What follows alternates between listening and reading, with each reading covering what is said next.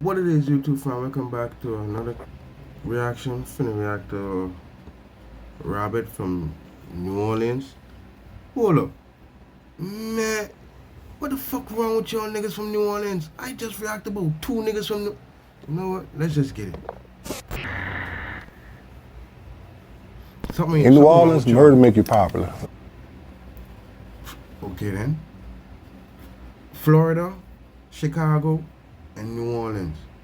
Something wrong with y'all niggas though. Y'all some shooting motherfuckers. In New Orleans, murder make you popular. If you murder a few people, the women are going to love you. Oh, so it's a culture thing, huh? That's why. It's a culture thing. Niggas want to be the top dog. Okay, I get it. That's crazy. It sounds crazy. It is crazy, but that's No, it's not crazy. You know why? Because it's the same way down here in Jamaica, dog. Who the girls want? Shooters. New Orleans. After doing research for this video, New Orleans is right up there with Chicago for the craziest city that I've covered.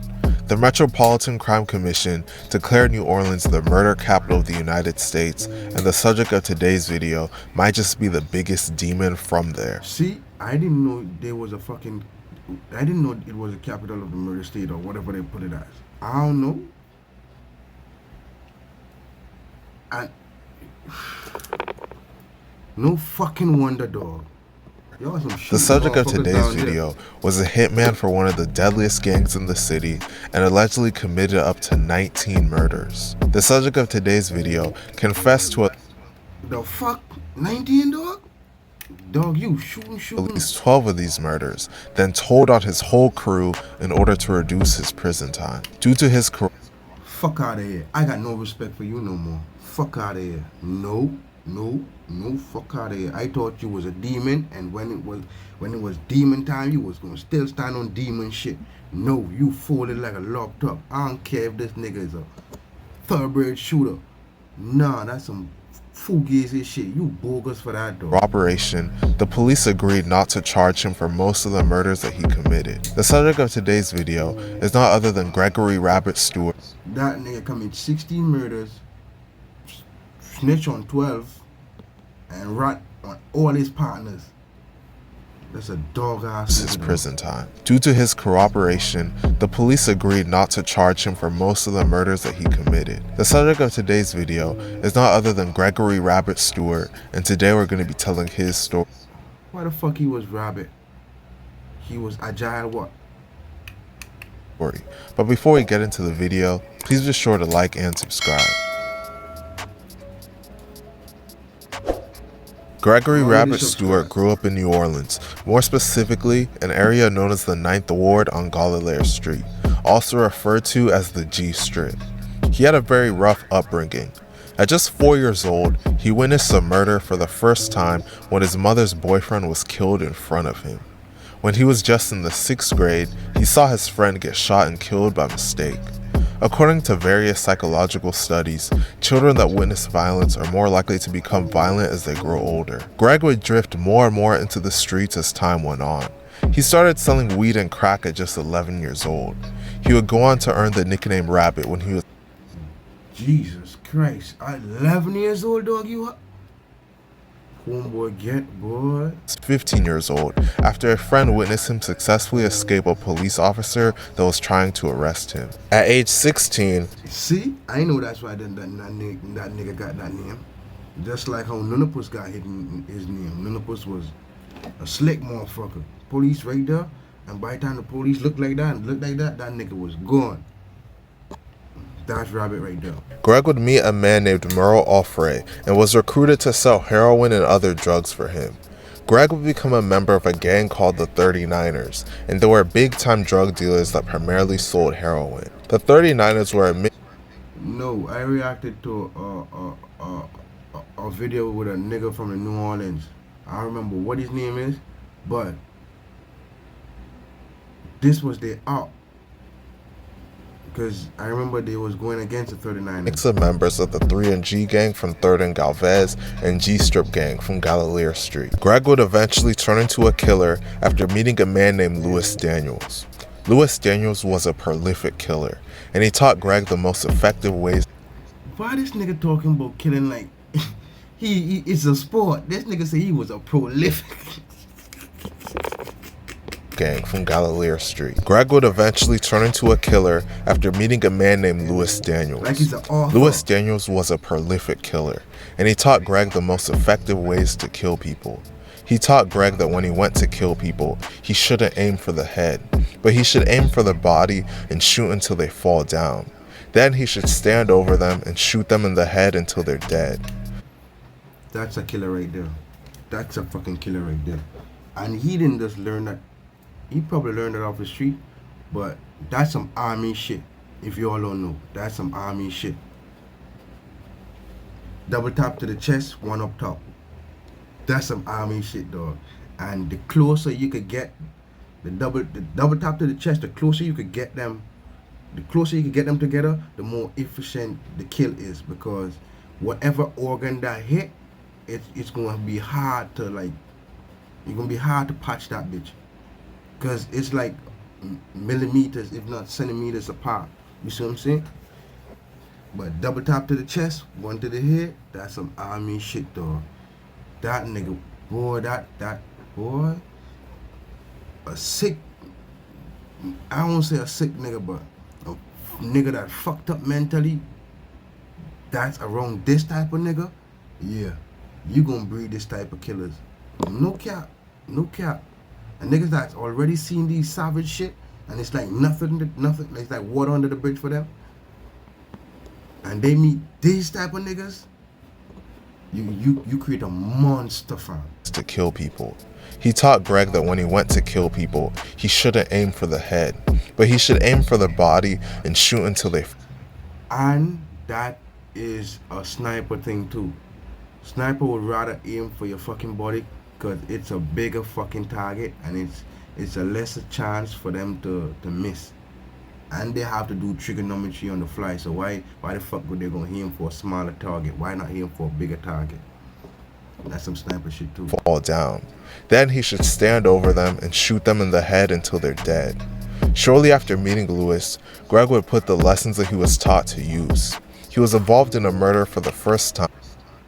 And if y'all like older folks and you're used to watch Gangland and shit like that, you know when the nigga say stand over and give him 2 in the head or whatever, you know they call that for sure. That's that for sure. Make sure you give him that for sure, so he ain't coming back. At just the age of 16. At 18, Greg would go on a brutal killing spree that lasts. Greg would put the lessons that he was taught to use. He was involved in a murder for the first time at just the age of 16. At 18, Greg would go on a brutal killing spree that lasted 15 months. The first murder that Greg was involved in occurred in 2007, and Greg was just 16 years old at the time. On September 16, 2007, New Orleans police arrived at a house on Urquhart Street to find 3 people suffering from This nigga was selling drugs from he was 11. Shooting niggas was at 16. Nah. Fatal gunshot wounds. The officers apparently didn't check the backyard next door. Hours later, officers were called out again and found Calvin's dead body there. Greg would later confess to assisting in the killing of Calvin. As a deal for cooperating, the police agreed not to charge Greg with this murder. This nigga snitching. Over 2 years after the death of and the killing of Calvin. As a deal for cooperating, the police agreed not to charge Greg with this murder.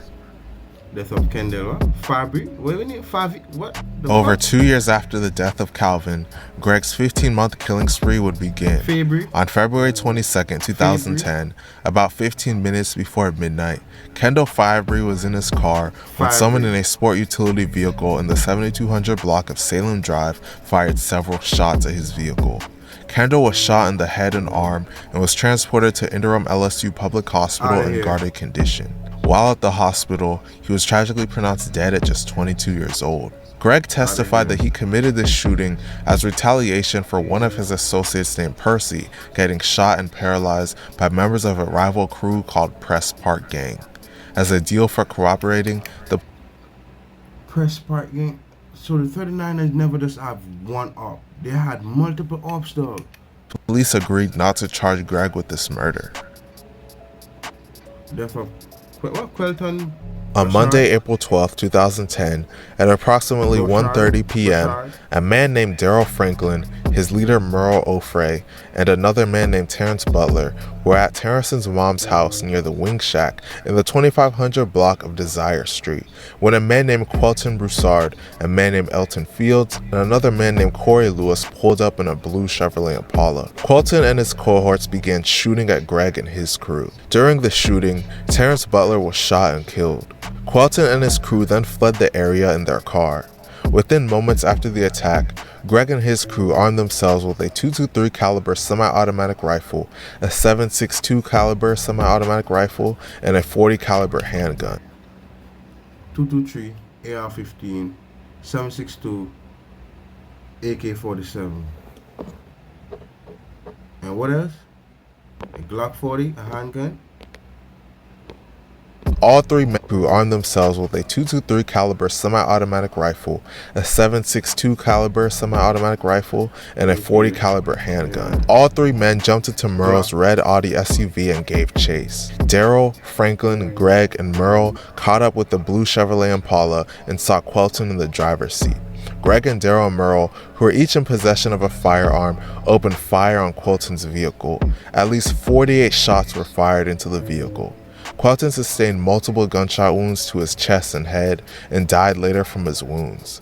A cooperating eyewitness will testify that they witnessed Greg and his crew jump into the Audi and chase after Quelton. This witness would also testify that Quelton and his associates were also street-level drug dealers that had an ongoing turf battle. That's some killer shit. So you know, them niggas didn't even get to rejoice over that fucking murder. Them niggas jump in the whip right there, right then after. And get, boy, that's with the 39ers. Greg would ultimately plead guilty to this murder. On May 11, 2010, a member of the 39ers named Pound, real name Ashton Price, assisted Greg in shooting and killing a man named Rayshawn Jones.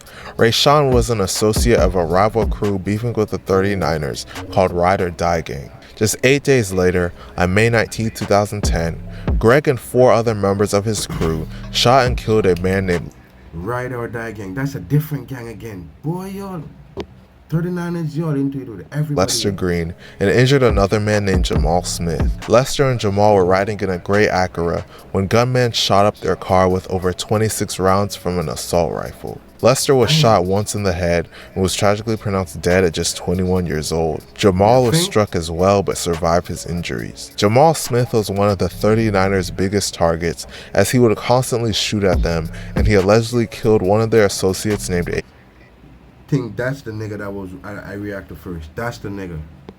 AP. Both Lester and Jamal were associated with the Calliope Housing Project gang that beefed with the 39ers. 8 days after that, on May 27, 2010, a man named Donald Daniels was driving his Nissan Maxima in the Desire neighborhood when he was shot. Donald would tragically be pronounced dead at just 25 years old. According to paperwork, Greg and another member of the 39ers named T-Red, renamed Terrius Oni, killed Donald because he was an associate of the... You know you have left eye? This nigga's name is right eye, because the right eye is smaller than the left one.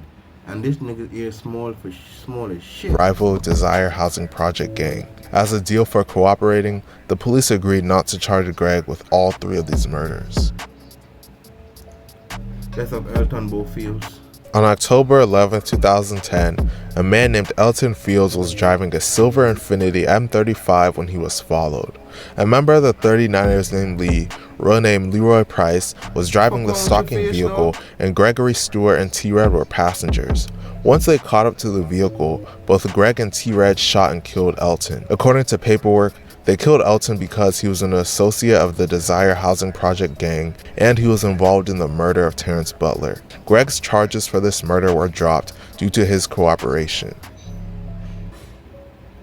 Nigga snitching. That's off. On December 20th, Hold up. That's off Magnolia. involved in the murder of Terrence Butler. Greg's charges for this murder were dropped due to his cooperation. That's off Jerome Hampton and Magnolia Shorty. On December 20th, 2010, at a Where the fuck did I hear that name before? I heard. Is that a rapper or some? I know I heard somebody talk about that shit. approximately 12:20 p.m., Renetta Lowe, aka Magnolia Shorty, and Jerome Hampton, aka Man Man, were shot multiple times while seated inside a Chevrolet Malibu. Both were pronounced dead at the scene, as each suffered gunshot wounds to the head and upper body. Greg and his associates T-Red, Tyrone Knockham aka T-Bone, McCoy Walker aka Rat, and Rico Jackson aka Freaky were in a white Crown Victoria that was owned by Greg's girlfriend. The car was being driven by T-Bone as the group was looking to locate Jerome Hampton. Once they found him, they pulled up near Jerome's car while it was in a parking lot of an apartment complex. Greg, T-Red, Rat, and Freaky exited their car and opened fire with several semi-automatic weapons, killing Jerome and Magnolia Shorty. While being fired upon, I could just picture that right now. Them spotting the car and just pulling right in front of the car, and both of them get out the back seat or whoever and just light that bitch up, and they throw them in the front. That's what fucking played in my head just now. Magnolia Shorty, who was the driver of the Chevrolet Malibu, accelerated the vehicle, which then crashed into a wooden fence. According to the New Orleans Police Department, there were over 50 spent shell casings at the scene of the murder. According to a cooperating witness, See what I told you? That's what I fucking imagined. Them niggas just stood there and just laid on them fucking rounds, dog. Dog. 50 rounds?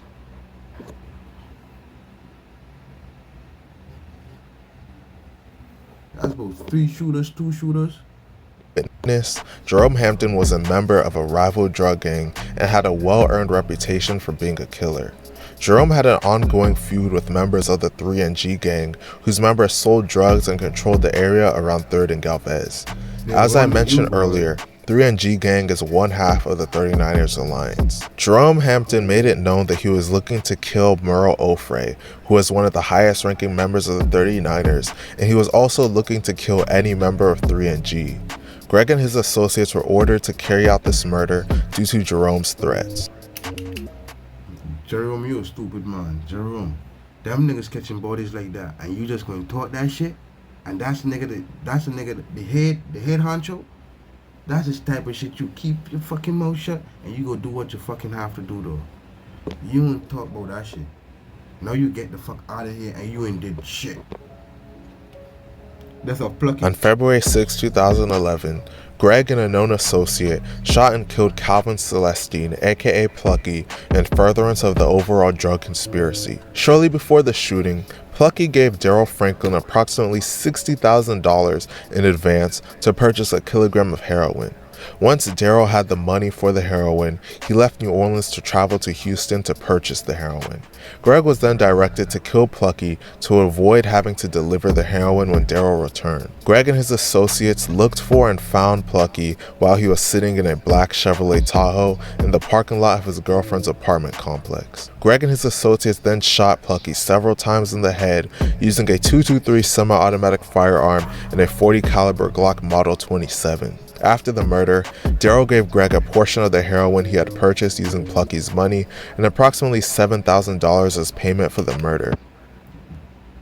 Greg is a slimy motherfucker, boy. Greg is a slimy motherfucker, boy. Model 27. After the murder, Daryl gave Greg a portion of the heroin he had purchased using Plucky's money and approximately $7,000 as payment for the murder. Furthermore, at least 2 cooperating witnesses have independently stated that Greg confessed to being responsible for this murder. Greg would ultimately plead guilty to this murder. Death of Lord John Haynes and Floyd Moore. On February 20th, 2011, a man named Little John Haynes was shot to death in the 3200 block of Murray Street at just 21 years old. Greg and his associates Jasmine Perry, aka Rel, Seems like none of these little niggas past 25 though. None. Curtis Not Neville, fucking aka one. Pooney, Evans Lewis, aka Easy, and Solomon Doyle, aka Black, all shot and killed Little John. 2 handguns and 2 assault rifles were used in this attack. According to paperwork, they killed Little John because he allegedly stole drugs from one of Greg's customers. On April 28, 2011, Greg and his associates Washington McKay School, aka Big Wash, and Damian Barnes, aka AD, shot and killed Floyd Moore, who is believed to be an associate of the Calliope Housing Project gang. They used a Bushmaster assault rifle and an AK-47 in this attack. As with the other murders, Greg was not charged with these due to his corroboration. Death of Gregory Smokey Keys. Boy, how much fucking niggas you killed, dog? Or get killed? On May 24, 2011, Gregory Keys was murdered and Kendrick Smothers was seriously injured in a drug-related shooting. Kendrick would testify that on that day, Greg had still not paid Kendrick the money he owed him for a drug debt. At approximately 8:45 p.m., Greg called Kendrick and asked him if he wanted to come pick up the money. They agreed to meet on Desire Street in the 9th Ward. Kendrick drove to the location with his friend Gregory Keys, who was sitting in the passenger seat. When Kendrick and Keys arrived, Greg was standing with a man named Evans Lewis. As I mentioned earlier, he's also nicknamed Easy, and they were standing outside an M35 Infinity. Easy walked up to the passenger side of the car and started speaking with Keys. Kendrick started to get out of the car and looked across the hood of the car and saw Easy leaning over the hood of the car holding a gun. Easy raised the gun and shot Kendrick in the face. As Kendrick was lying on the ground, he heard gunshots being fired at Keys. The gunshots stopped briefly, and when Kendrick looked up, he saw Easy and Greg standing over him. Greg was holding an AK-47 assault rifle, and Easy had a .40 caliber handgun. Kendrick was shot at close range approximately 7 times. However, more than 30 total shell casings were found on the scene. Immediately after the shooting, Greg and Easy entered the Infinity and fled the scene. Kendrick entered his vehicle. Greg really took that knowledge that man gave him and used it to perfection. This nigga said, alright, he told me 2 to the stomach, 2 to the body, or shoot till the body drop and then dome shots. This nigga said, you know what, I'm a fully mesh marina this nigga body, then I'ma still give him dome shots. This nigga overkilling, fam. You hear how many times, how many scenes now you hear 50 shells, 30 shells? Boy, with Keys and attempted to drive towards the city on St. Cloud Avenue to a hospital. While doing so, he crashed his vehicle. Police and emergency services arrived at the incident at approximately 10 p.m. Keys was tragically pronounced dead by the medical personnel who arrived on the scene. Later on May 25, 2011, Kendrick was shown photo lineups and identified Greg and Easy as the shooters. During the course of this murder investigation, federal agents were able to obtain cell site information on Greg's cell phone.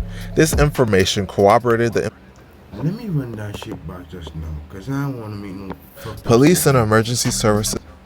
Kendrick entered his vehicle with Keys and attempted to drive towards the city on St. Cloud Avenue to a hospital. While doing so, he crashed his vehicle. Wait, Kendrick. .40 caliber handgun. Kendrick was shot at close range approximately 7 times. However, more than 30 total shell casings were found on the scene. Immediately after the shooting, Greg and Easy entered the Infinity and fled the scene. Kendrick entered his vehicle with Keys and attempted to drive towards the city on St. Cloud Avenue to a hospital. While doing so, he crashed his vehicle. Police and emergency services arrived at the incident at approximately 10 p.m. Keys was tragically pronounced dead by the medical personnel who arrived on the scene. Later on May 25, 2011, Kendrick was shown photo lineups and identified Greg and Easy. Oh, so Kendrick survived. That's why your bitch ass get caught. As the shooters. During the course of this murder investigation, federal agents were able to obtain cell site information on Greg's cell phone. This information corroborated the information relayed by Kendrick and placed Greg at the scene of the murder at the time of the murder. A corroborating witness would later testify that sometime during the week of May 21, 2011, Greg told him that he was going to kill Kendrick. Greg would later admit to helping plan and set up the murder, but he would claim that Easy and another man named Jasmine Perry were the actual shooters. Greg's murder spree ended with his arrest in June 2011 at a motel south of Atlanta on federal heroin distribution charges. He was 19 at the time. By then, federal agents had been monitoring him and other alleged This nigga don't even live no fucking life yet. members of the 39ers for several months in an expanding array of wiretaps. Greg had risen during his teens to upper management. Following his arrest in 2011, a federal grand jury named Greg and several others in an alleged drug conspiracy. He was jailed in St. Charles Parish. While there, he offered to provide details on killings and heroin suppliers. Greg asked for assurances that he wouldn't face more charges. This nigga giving up the plug. You a slimy motherfucker, dog. You a... Boy... You're the type of niggas I fear. I don't fear no killing ass nigga, cause I know that's what you about. But when you killing and telling too, dog, you a fucked up charges individual, for dog. detailing his role in several killings. Greg's testimony was crucial in the takedown of his entire crew. Many of them received life sentences. Greg's final sentence was not announced to the public for his safety. It is unknown whether or not he is currently. Imagine the government worried about this nigga safety. This nigga, I understand what he has done, bring down his own clique, but the government worried about this nigga safety. This nigga, they want the nigga this nigga done killed for.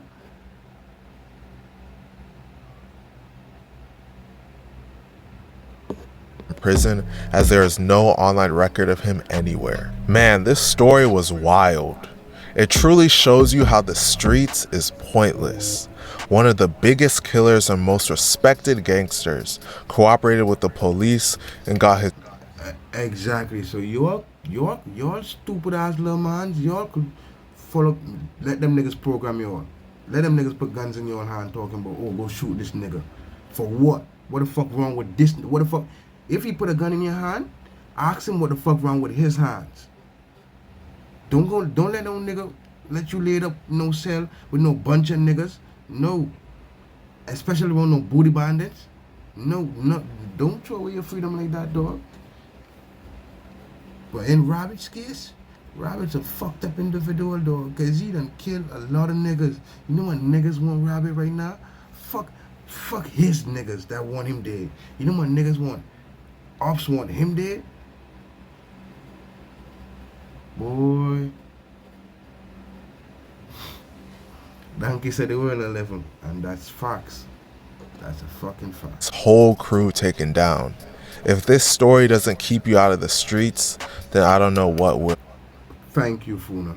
Thank you. Shout out to you too. Thank you. Tell them dumbass nigga, boy. If this shit ain't telling you all nothing, the nigga that's supposed to be the killer, who the realest nigga, he the type, and I think, hold on. If I'm not mistaken, right? I saw a piece of documentary that said this man, he was actually forcing his niggas not to snitch while he was snitching. If I'm lying, boy, he different. He different. Different. Like, comment, subscribe. Catch you on another one. Peace.